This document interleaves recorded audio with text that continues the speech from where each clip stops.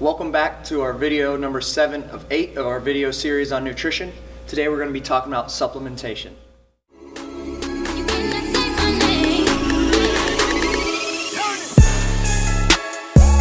Hey everybody, I'm Chris Schaefer. Welcome back to our 7th video of our 8-part series on nutrition.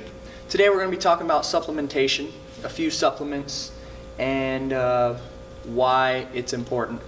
Okay, so 2 disclaimers on this one. First one I want to say is if you are jumping to this episode or you're not really worrying about your foods, you're just kind of worried about what supplements to take, this isn't for you. This isn't going to help you, especially how you think it's going to help you. I promise there's no super magic supplement. It isn't going to help you sufficiently, and especially if your diet isn't underway and taken care of. So definitely make sure your diet's in check first. Second thing I'm going to say, disclaimer, is I am not a sports scientist, I am not a nutritionist or a dietitian, so these are just my personal opinions. Any brands that I talk about, I don't have any affiliation with or any connections with. They're just brands I like. So again, it's up to you if you want to use them or not.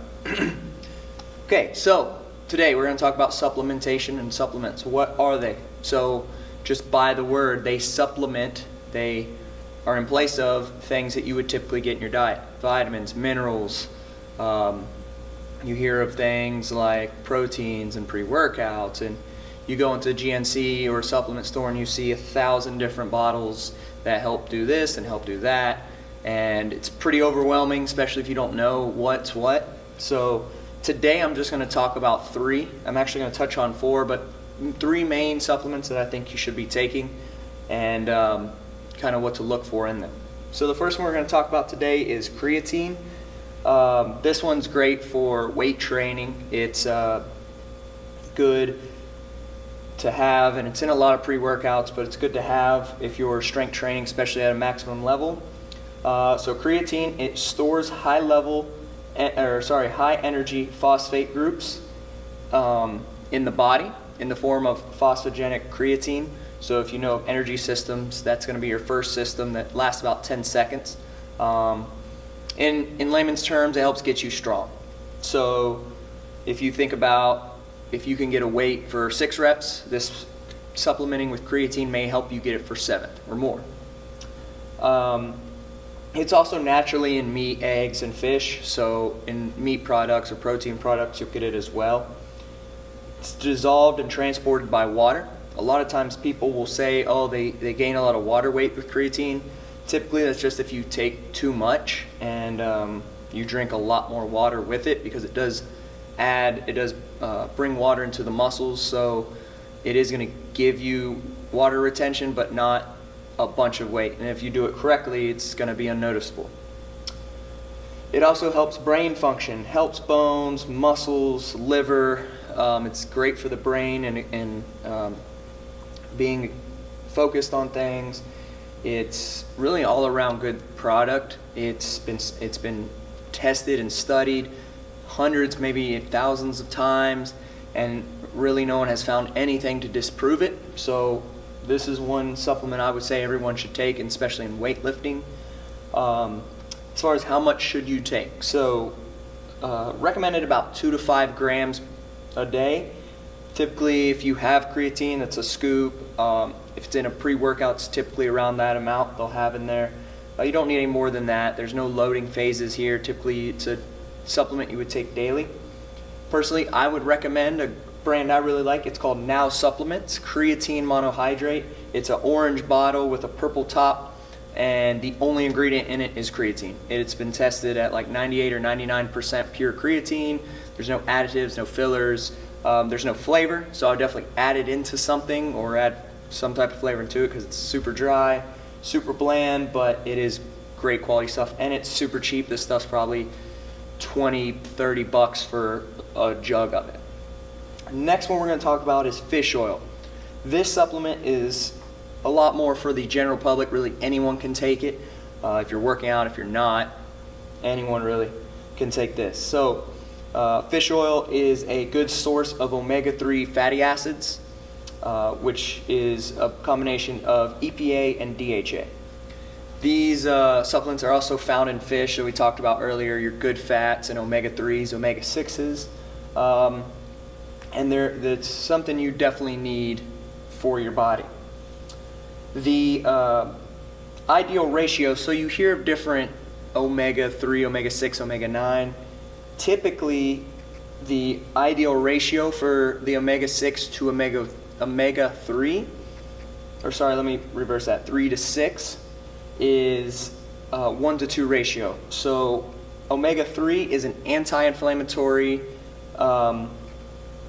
and omega-6 is a pro-inflammatory. You do want both of those, but you want it a lot closer of a relationship there, about a 1 to 2 ratio, like I said.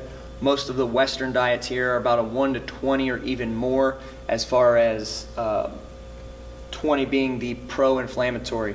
So that's why a lot of times you'll get issues of swelling and bleeding and things like that typically are, if your diet's off, that can be effective. That can be an effect of it. Fish oil, it helps decrease your blood pressure. It helps increase brain functions as well. It helps decrease plaque. It helps decrease things around diabetes. Also helps decrease the risk of cancer buildup in the blood vessels. And it's just really good for you. It's good to have. And that's why a lot of communities who are very fish oriented, they don't have a lot of health problems, because fish is probably, in my opinion, one of the best pieces of food you can have all around.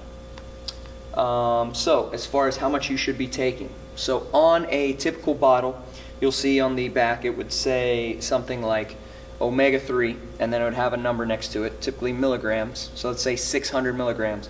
Then underneath it you'll see the EPA and the DHA, and they may add up to, let's say, 100 and 200. So you're not getting 600 milligrams of EPA and DHA, you would just be getting 300. So you have to watch that. It's kind of a label you have to read. The rest of it's kind of filled with additives and things like that. So the better quality stuff you get, the more closer that will be. The ideal range, it's kind of a wide gap here, discrepancy. Anywhere from a minimum of 250 milligrams a day to up to 3,000 milligrams a day. And that's the EPA and DHA together. Personally, I would recommend shooting more of the higher end of that, especially if you're working out. I would say a minimum of at least 1,000 if you aren't working out. But the 250 is just the absolute minimum. The brand that I recommend for that is called SFH. It's a silver bottle, it's liquid, and it actually has, in a serving size in a teaspoon, it has 3,200 milligrams, 3,200 milligrams, and yeah, that's right, 3,200. And also 1,000 IUs of vitamin D3, which is very important as well for your skin, especially if you're fair-skinned, if you're not in the sun a lot of times, you'll have pretty low vitamin D, so it's good to have that as well. Last one we're going to talk about is protein. So protein supplements. You typically hear about these after workouts, protein shake. So protein is, like we talked about before, this is literally just a supplement of protein after your workout or whenever you can't get protein. It just helps you increase that amount. So it helps with muscle regrowth, and it helps with body functions, things like that. Typically you'll hear of different types. Two big ones you'll hear is like whey or beef isolated protein and casein protein. So the whey protein, it's a little bit more of a faster release. It's typically got more sugars in it, and that's typically one you're going to have after a workout, because that's what you want, is to get your blood sugar back up, because you typically drop after a workout. Casein protein is a lot slower releasing. Typically you take this at night. It's not going to fill you up. It's more of a supplement to help recovery. So those are two you hear of. There's a bunch of others, but those two are just going to be the main ones there. They can be plant or animal sources, so different types of protein. You can have pea protein, you can have whey protein, isolated protein, hemp protein. There's so many different types, and especially in the supplements. Personally, you kind of have to play around with it and see how you feel. Some of them kind of could make you bloated, and you could have some digestive issues from them. Others, you can try and they not bother you as much. So definitely look out for that as well.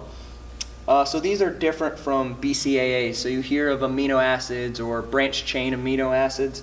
So if you put the two similar, so a protein is amino acids, but if the way that I like to tell people, think of BCAAs as a very precise, like a sniper shot, and a protein is more of a shotgun blast. So what that means is you have different amino acids in your body that your body produces and doesn't produce. BCAAs are a lot more of a exact amount of certain amino acids. Proteins, kind of a general overview of kind of all of them. Personally, I've never really had taken BCAAs any type, and I felt like, oh man, I feel so recovered after this. It's typically not, in my opinion, the broad spectrum that you need, especially if you're not getting your protein up as it is. So I personally like protein, and I would say the difference, if you are kind of watching your weight, especially weight loss, you want to probably test out BCAAs if you want to. If you're not really worried about that, more performance, or you can, or you want to gain weight, I would say stick with the regular protein. As far as your intake, how much you should take, typically if you have a case or anything, it's like a scoop, or you can look on the back and see the protein amount and just go off of that. So let's say a scoop is 20 grams, and let's say you need per serving 15 grams, just take 3/4 of a scoop or so. Or if you take a scoop and it really fills you up, maybe take less, or if you need to, take more. As far as the brand I recommend, this is the one that I use. It's called Equip. It's a grass-fed beef isolated protein powder.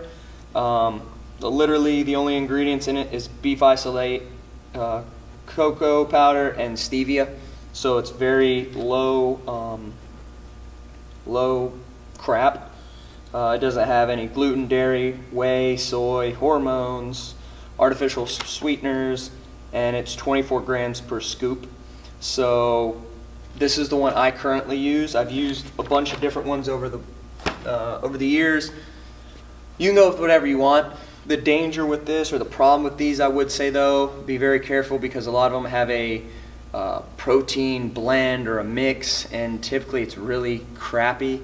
The brand I use is going to be a little bit more of an investment as far as what you would get. You can go to a GNC or go online and get a huge bottle for like 20-30 bucks, but typically it's going to be really bad quality. It's a good way to kind of go by them is the flashier and the more catching of your eye it is, typically the worse it is for you, just because they want you to see that brand and go to it. But again, you kind of have to play with those, maybe do your own research. There's a bunch of other ones. I think there's one called Sun Warrior. It's a pea protein that's a pretty good organic vegetable-based protein source. Because this one that I use personally is beef isolate, so if you're a vegetarian or something, it wouldn't work for you. And that's another thing too, for the 3 of these, I would highly recommend it to anyone who's vegan or vegetarian, because these are some of the things that typically you don't get with that type of diet. Last one I'm going to talk about that's not on the board here is pre-workout. A lot of people ask about pre-workouts and which one should I take, and how much, and is this one good, is this one bad? Typically, pre-workouts is something that you need to experiment on your own. I do take pre-workout. Actually, the Equip has one that I take personally, which has a lot of ingredients in it that are good for pre-workout, and things like beta-alanine in it and creatine, so they're good for that. As far as when it goes to pre-workouts, the first thing I'll ask somebody is, how much energy do you have? And that's why they typically would ask about it, or they may see somebody taking it and, hey, should I take this? Again, if you're just kind of starting, if you're still getting your nutrition down, you're not really that serious about it or need that much of a boost, I wouldn't even recommend it. If you are wanting to try it out, I would say first go with coffee. If you don't drink coffee at all, Coffee is a good example of a pre-workout. That's what it does. It's supposed to heighten you and get you, your body moving and kind of give you a little tingle. Some of them do. I wouldn't go ask some hardcore lifter who's like knocking out 4 scoops, asking him to try some, because he's probably going to give you some crazy Russian illegal brand, and you'll be seeing sounds and your heart will be beating out of your chest, and it may be very uncomfortable, and it can definitely have health problems. I've taken pre-workouts that made me feel sick. I've taken them that I was energetic for 3 hours straight and I didn't want to be anymore. So you really have to kind of play around with it. Always start maybe a little lower than the recommended type, or maybe do your research on your own. There's a couple of popular brands. Thing is with those as well, you'll typically find a lot of brands that have a lot of chemical stuff in it. So just be cautious on that. If that's something you're trying to cut out, I would probably recommend looking into more natural sources. And if you're looking for something just to kick you in the teeth, try different brands. That's on you. That's your body and your personal opinion, what you want to use, but I wouldn't recommend it to a certain type to anyone, just because everybody's different, and that can be something, especially if you have heart conditions, that could be a big issue. Okay. So, thank you guys for joining. We went over a lot today. I know it's a little bit longer of a video, but I wanted to cover these in pretty good detail. So, if you have any questions, feel free to comment or ask me about them. And next video is going to be our final video here of nutrition mastery, how to bring it all together and reach that kind of peak performance. Thanks, guys.